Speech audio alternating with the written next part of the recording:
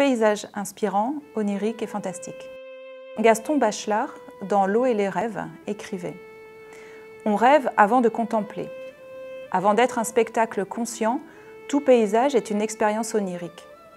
On ne regarde avec une passion esthétique que les paysages qu'on a d'abord vus en rêve. » Dans leur ouvrage « The Experience of Nature, a Psychological Perspective », en 1989, Rachel et Stephen Kaplan ont explicité les critères qui rendent un paysage inspirant, stimulant et propre à nous faire rêver.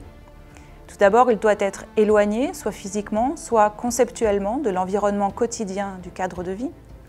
Il doit être fascinant, donc apte à capter l'attention sans effort. Il doit être vaste, ou du moins suffisamment étendu pour déployer un engagement physique. Et enfin, il doit être compatible avec les inclinaisons de l'individu. Il est indéniable que les paysages sont un ingrédient essentiel d'inspiration artistique. Il faut néanmoins attendre le XIXe siècle pour que le paysage devienne un art pictural à part entière. Apparaîtront alors des préoccupations de vérité. Le paysage doit restituer fidèlement sur la toile les images que perçoit l'œil. L'apparition de la photographie éloignera les artistes de cette recherche.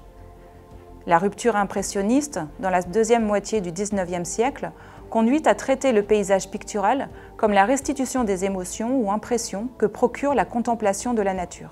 La création artistique est intrinsèquement liée aux émotions des artistes et souvent les œuvres en sont une expression, un chemin vers la catharsis ou une célébration.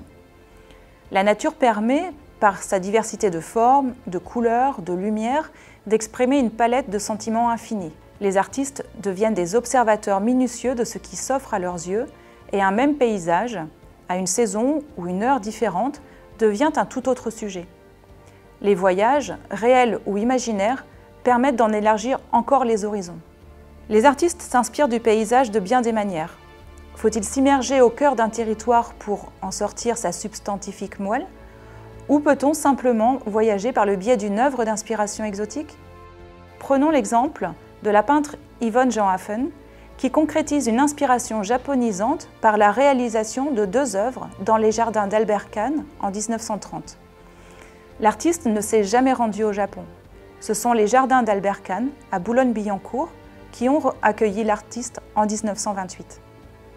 Prenons maintenant l'exemple des Beatles, qui, inspirés par la musique indienne à Londres, vont entamer un voyage en Inde en 1968 pour aller plus loin dans leur création. Les artistes avaient décidé de faire de ce séjour un temps de création en connexion avec la culture indienne, dans un paysage supposé être favorable à la concentration mentale et à l'inspiration indianisante. Les Beatles avaient déjà réalisé de belles alliances entre le rock britannique et la musique classique indienne en 1965 dans l'album Rubber Soul et dans l'album Revolver en 1966. Mais étonnamment, l'album blanc, composé en grande partie en Inde, se détache nettement de ces influences. Le musicologue David Reck résume ainsi leur venue en Inde.